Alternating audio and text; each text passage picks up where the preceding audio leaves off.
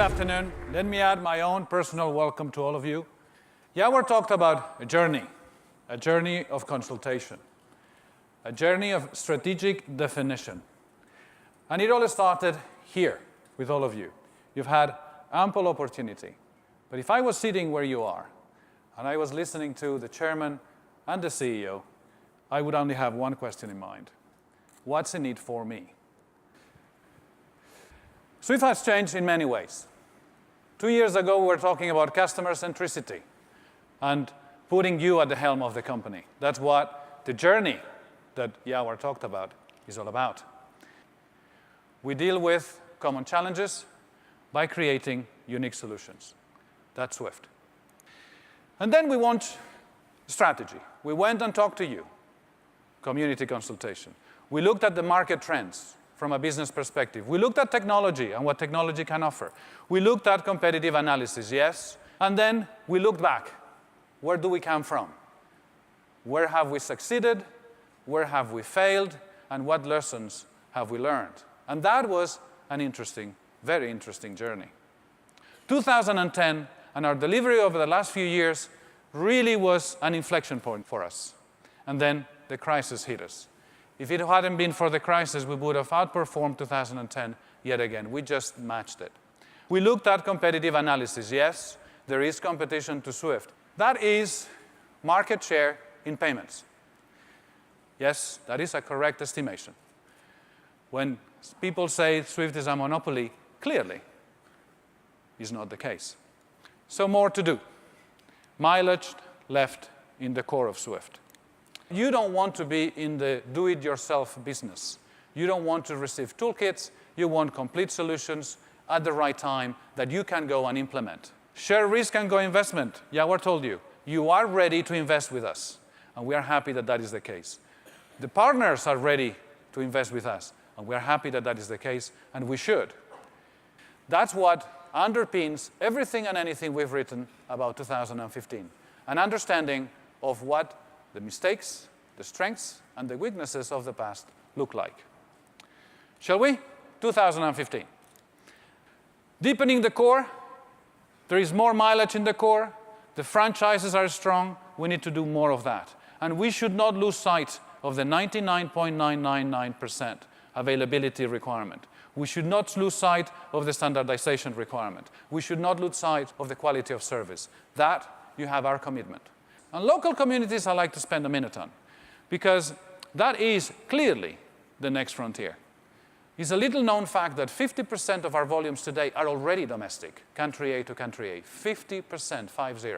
We are not the international company only. Hotfried Leibrandt, our head of marketing, is here to answer questions. What is total cost of ownership?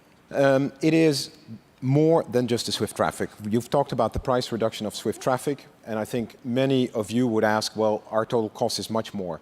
In addition to traffic, the connection between the two things, there is the actual footprint of Swift at your premise, which is the interface, connectivity, and all of that.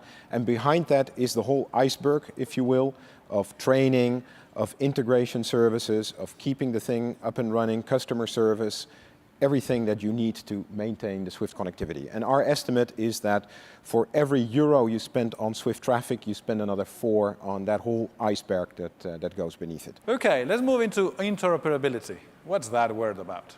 You need to do more than just translate messages. In fact, there's a whole stack of things ranging from connectivity to security and identity, being able to deal with people that don't have a BIC but a national identification scheme, through message standards, market practices, and even reference data or things that have to do with the whole business flows around it. How do I deal with exceptions, etc. What is the role of partners here? What we are doing is we're working very closely with those partners that offer full solutions, offer integrated packages, and we provide, if you will, Swift Inside. We work with them to put Swift Inside there. We may even provide them a platform to do that, so they can focus on providing that full set of services to their customers, and we put Swift Inside as part of their value. If we take different customer segments, what's in it for a bank? Many things. One is we allow these banks to reduce TCO and interoperability. But we also, many of these initiatives allow them to deepen their value proposition. Low-end connectivity allows them to access much larger part of their correspondence over SWIFT. Sanction screening is really an addition to our correspondent banking value proposition. Another customer segment? MI, CSDs. For CSDs, we can host your security depositories, we can host your infrastructure, we can provide interoperability between what you offer your domestic customers versus what you offer international parties that want to access you. We offer low-end connectivity so you can connect all of these smaller parts. And with T2S, T2, etc., we allow you to access all the other infrastructures you need for clearing, cash clearing, etc. Broker-dealers, traditionally cash and securities, we've now added matching. In a record time frame, almost a year. Thank you very much. Thank you. Hotfried Leibrand. Strategy in action. There is core, there is TCO, there is interoperability. Those are, in summary, the main drivers of 2015. Clearly, it's all about doing different. Hans Koven is the CEO of Arkelis, the first SWIFT acquisition in an area we know well, that of interfaces, but in an area where our portfolio was not complete. The top end, the larger institutions, were not really interface customers of SWIFT. Arkelis changes all of that. Doesn't it, Hans? It does, it does. I'm really looking forward to end up as a relatively young and small organization, starting up really in the, basically in the core, or part of the core of SWIFT's 2015 strategy. So for the high-end customers that you're aiming at, what is your value proposition? High-volume customers should evaluate for, I think, 3 reasons. One is the adaptivity of the solution, getting your networks growing closer to your business needs. Second is, I think, time to market, the short-term delivery cycles for solutions responding to business needs. Customer-centric.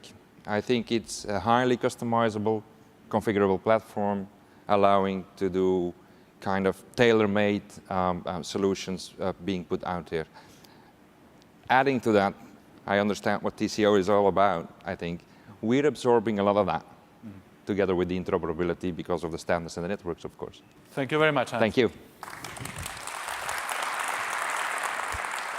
The first subsidiary specifically dedicated to a customer segment. So a different SWIFT that moves from a consultation phase to an engagement. We want to be more engaging. We want to be a cooperative that is responsive to your needs.